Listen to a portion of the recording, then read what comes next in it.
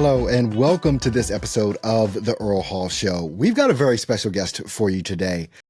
We call her Dr. TAS, Dr. Teresa A. Smith. She's an award-winning best-selling author, an amazing media personality. She's a project manager and consultant, and someone that I'm glad to be called becoming a friend.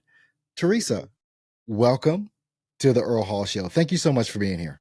Earl, thank you so much for having me. Well, I tell you what, at the time that we're recording this show, I mean, we're just entering into 2025, and as of, some people that we know, they want to remind us that last week was the first week of the official new year. So I've heard that over and over again. But tell us about the surprising things that really happened for you in 2024 leading up to where we are today. Well, Earl, thank you again for having me on your show. And yes, I consider you a friend also. 24 went out with a bang. It came in sort of slow, and I got some momentum. But at the end of the 2024, my first book, Stronger, How Overcoming Life's Adversity Can Push You Into Your Purpose, was awarded the best in nonfiction by Chosen Pen Yes. for their first. And I always like to say that it was their first time honoring authors, and my book was the first one to be honored in the nonfiction category. So I look at that as like a double honor. Also, leaving 2024, I had successfully done a season of my Transform with TAS show, which is where I combine my cooking and my guests. Had relaunched my Talk with TAS show on IG where I interview guests live. Initiated my podcast last year. Relaunched, not relaunched, but I guess we could say relaunched my Real Talk with Taz and Angelia, and it's just been like it's been momentum. So I think as someone that we would know would say, the end of 2024 really set up this year, not the quarter, because when you were talking about someone would like to remind us that last week was, at the time of our recording, was the first full week of January. The new year. Yeah, well, let me tell you what I was thinking when you started to say that. I was thinking, well, this quarter's gone. Right. It is, if you're a business person, it's gone. It's amazing. I mean, I see just through following you for a while now and what you're doing with like Talk with Taz, and I'm seeing you more present on LinkedIn now than I've seen you before. Talk to me about why that is and why LinkedIn has become so important and valuable for you. Well, I think as a lot of people, I really just looked at it as a place that, if you're looking for a job, and I'm not looking for a job, but I've slowly began to understand that LinkedIn is becoming more like Facebook, but from a business perspective. And so I found that it's really important for me to share what I'm doing over there because ordinarily I wouldn't. I'm doing some consulting work. Well, it's like, well, you need to let this audience know that you do consulting work. Yes, it may be on my wall resume or whatever you want to call that on LinkedIn, but I'm not showing them the work that I'm doing. Because there may be individuals there who are looking for someone to do some short-term consulting. And so what I'm finding is if I don't, and this is new for me, Okay. I don't toot my own horn, which means I'm really just marketing myself, then they're not going to know that. So it's like, okay, I really got to hit that hard this year. And so that's the reason you're seeing the increased presence there on LinkedIn. A question for you that I have along with that, a lot of times I think people, they post or they don't post enough or they don't post the right thing. And then there's a whole quandary of, okay, how do you do any of that anyway with that? But one of the things I want to ask if you're discovering is you have to post the same thing or about the same thing all the time. Are you finding that to be the case, which seems to me wrong? I can say that, but it seems to be right. And I'm wondering how you see that. Well, what I'm finding, Earl, is there's several things that I do on LinkedIn, and I may be changing that in the next week or so.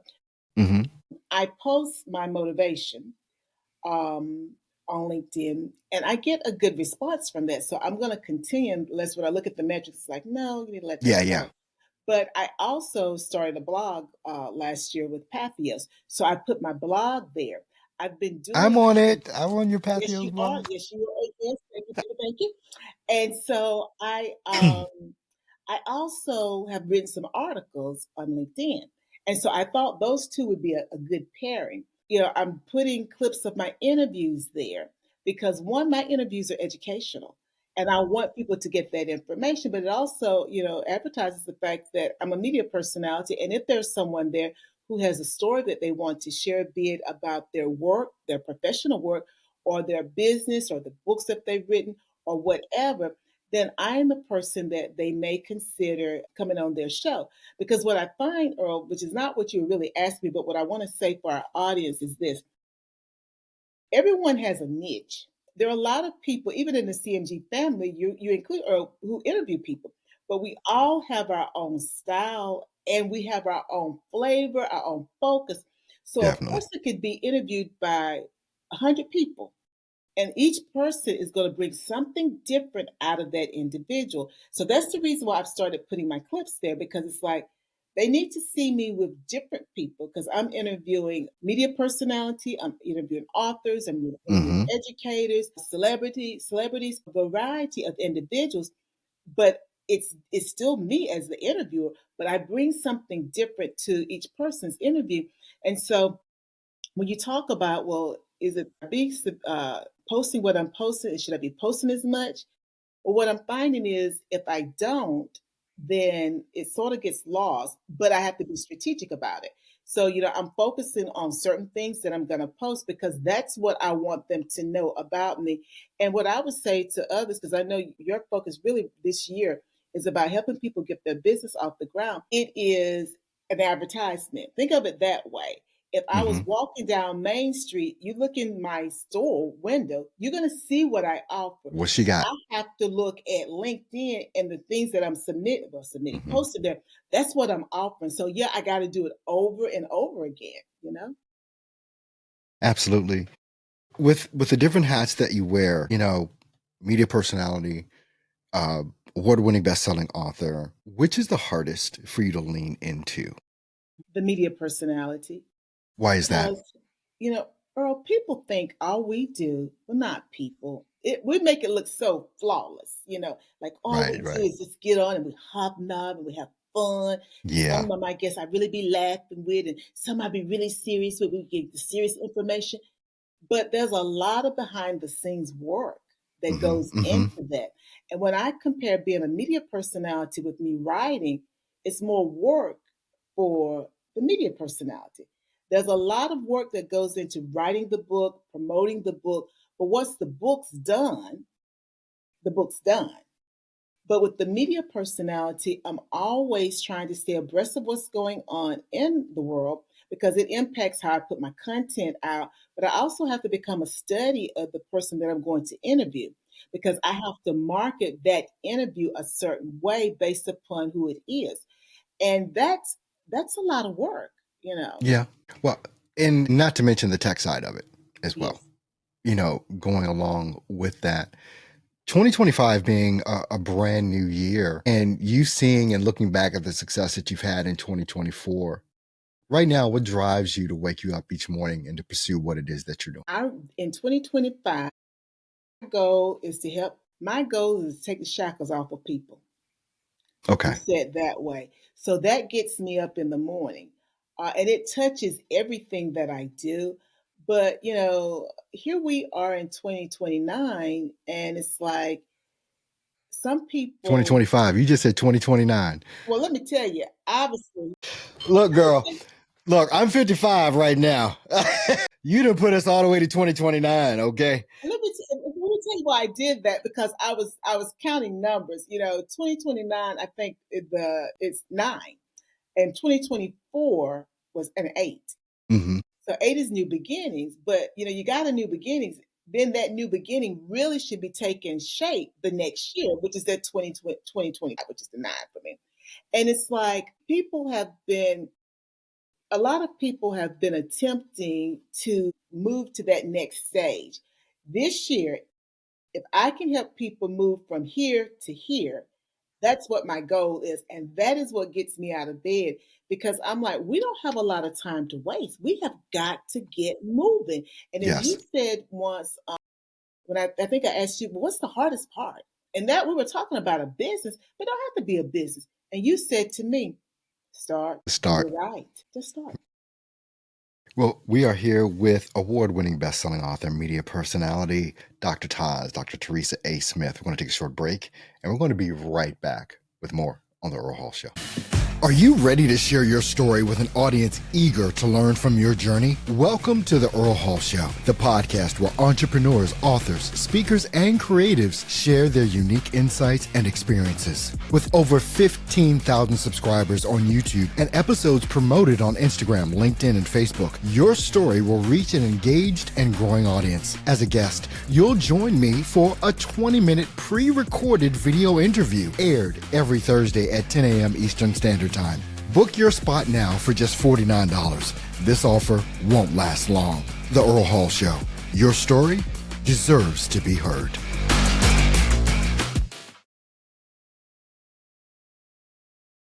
Are you ready to take your business or brand to the next level? At Earl Hall Studio, we specialize in creating powerful promotional videos that grab attention and drive results. Whether you're an author launching your latest book, an entrepreneur introducing a new product, or a business looking to stand out, we've got you covered. Our team brings your vision to life with dynamic visuals and engaging storytelling that connect with your audience.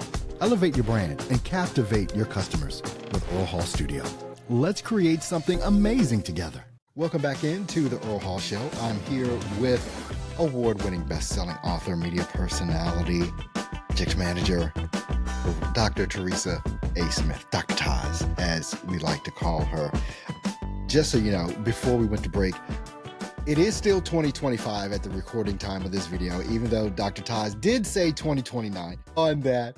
But I mean, Dr. Taz, how are you feeling going into this new phase of what you're doing? Because I already know it's a lot. How are you feeling about it all? Feeling good.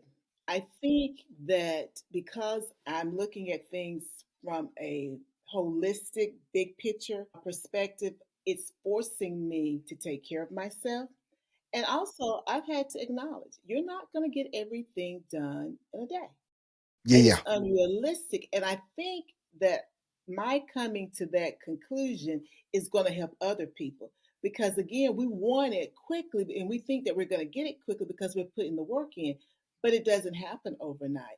And so just getting to a place where I'm at peace with that, then it makes the work more enjoyable. It was always enjoyable, but it makes it more enjoyable because I'm not putting unrealistic expectations on myself anymore. And that's important.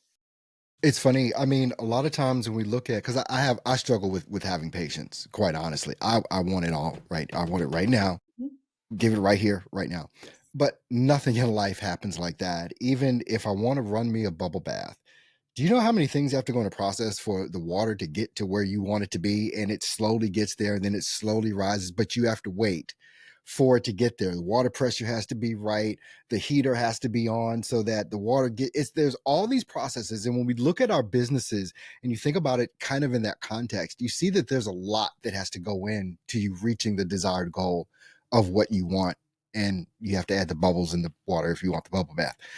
With that, how are you able to have all of this come to fruition in a way that you maintain your patience, also your sanity? Well, first of all, never pray for patience because You better not. you better not because you're gonna go through something. But as far as my sanity and my patience, for me at this stage in my life, what I realize is this: I control everything. Nobody else controls anything. And I'm gonna use this phrase, some people gonna get it. If I want to act a fool, then that's me. But if I want to act like I have some sense, it'll be so much better. Then I got the patience and I've got my sanity because it's no reason for me to act a fool. And when I say act a fool in this instance, guys, I mean piling on, and piling on. No. I'll tell you as of this recording, I've got one meeting after this, and I may do one thing after that, but I may not, even though other people have already done it. My schedule today did not allow me to get that done. But I've been thinking about my schedule as I've been working all day long, and it's like, is it better for me to keep pushing, pushing, pushing? Is it going to be better for me after this next meeting that I have to shut everything down and go downstairs, eat, maybe watch something on television, and then go to bed and get some rest and get up the next day and do it again? Well, it's really going to be better for me to do that. And that's exactly what I'm going to do, because I cannot be at my best when I don't rest and take care of me. Exactly. So, yeah, that's how you can Exactly. maintain It's that just schedule. like, they say when you get on an airplane, the oxygen mask will drop. Look, put yours on before you help anyone else. And I think so many times we don't do that as business owners. We will drive ourselves to the brink, you know, supposedly for a good reason, but your body's gonna start telling you something, with that, especially at my age. It's gonna start telling me something real quick, with that. But Dr. Taz, the to me, watching you over the past couple of years, I've seen this progression. I've seen this growth. I mean, you can see it. What happened? Now, that's interesting. I just, as of this recording, I just interviewed Karan Joseph Riley about 3 days ago. Okay. And I said to him before we started the interview, it was on Instagram, IG Live. And I Hmm. said to him, I said, you don't know this. I said, but you were the first person I ever interviewed. The first person I ever interviewed. And I interviewed him live. And I've got a little video out about that. And, I'm asking him a question. I'm calling him Mr. Riley. And during the interview, he tells me, Mr. Riley is my father. I'm Karan. And of course, I kept saying Mr. Riley. And I've been reflecting on that the last couple of days. Not only was I calling him Mr. Riley because I was Southern, I was calling him Mr. Riley because it was my first interview. And it's like, oh my God, I want to do this correctly. But every other person that I interviewed that night, I think I called them by their name. So he got me straight. But, when I look back on that and then I see where I have come to, I have grown. Or I work at it. I work at it. I listen to what people say to me. Sometimes they don't think I listen, but I do listen to them. But the one thing as it relates to my interviewing style, one, I don't really do an interview. We just have a conversation. All right. Because I'm a counselor. I'm a coach. So it's a different flavor with me. But I do listen. And I've taken in what the advice that folks have given me, and I observe other people because you're constantly working on your craft. And so I think that that's the evolution that you're seeing, because all of this is new to me. Social media is new to me. So everything, I'm a student. I'm a perpetual student, and I'm Yes. learning every time I sit down, even when someone else interviews me. I'm taking everything in that I can. And I think that willingness to not become stagnant keeps me propelling forward, trying to absorb everything that I can from others. And that's so interesting. I mean, as two podcasters, talk show hosts talking to each other, you know, you can find something in a question that you ask to someone else, and then you can probe deeper because really, Mhm. how does that work? And go deeper with that. And I think for us and others that are podcasters or talk show hosts, people that interview other people, if you're not interested in the conversation, I think people can tell Yeah. you're not you're not interested in that. I saw you did. Now this was a talking head, and this was you were doing the ribs with the new Yes. barbecue sauce Yes. Yes. with Yes. that. Can we have some more cooking with Taz? Or Yes, yes, yes, yes, Earl. Thank you. In 2025, am okay. going to be kicking off my cooking tiles in the kitchen live on IG. I love it. And So we got a cookbook coming too then. yes, this year has another cookbook coming Oh because my goodness. my award. Well, not the. Let me speak the other one into existence. The award winning, but my bestseller cookbook is here. But yes, I've got another cookbook coming. So Okay. you see why I'm on 2029. Is it This year's gone. it's yeah, and it's so amazing how we came into 2024 with a bang with a lot of the people that we work with, and the PR person that we have, and we won't say Mhm. his name, Yes. but everybody knows who it is. Yes. And just how we've been not so much pushed, but we've been willing to take on more and take on the instruction. I think that's so important for entrepreneurs in particular, because a lot of times we can get in our own head, you know, about certain things, with that. How is it with you being an entrepreneur and also having a coach you through things? How do you deal with that, knowing that it's almost like you're giving somebody else permission to tell you what to do? First of all, and I would tell other people, there's always going to be somebody telling you what to do. Oh, come on now. And kids, you can't tell me. Well, back in the day, you said you can't tell me what to do. You're not my mama. They probably say that still stuff now. Everybody gonna have somebody tell them what to do. If you are the president of a university, the superintendent of a school district, and the transit system, whatever, there's always a boss.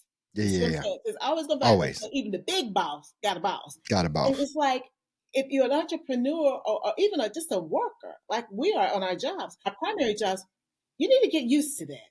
So when it comes to being an entrepreneur, I don't know everything. I have tunnel vision sometimes.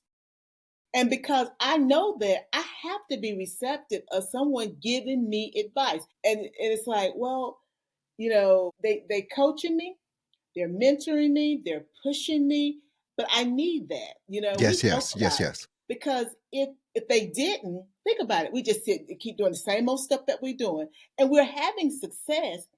But sometimes, particularly in our work, it's not. Well, let me speak for myself.